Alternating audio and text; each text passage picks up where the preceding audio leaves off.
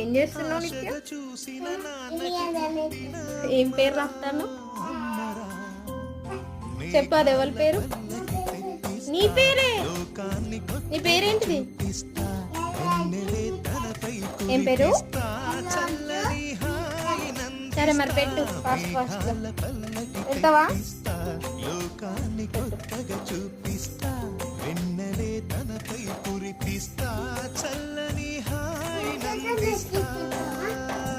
ఇప్పుడా?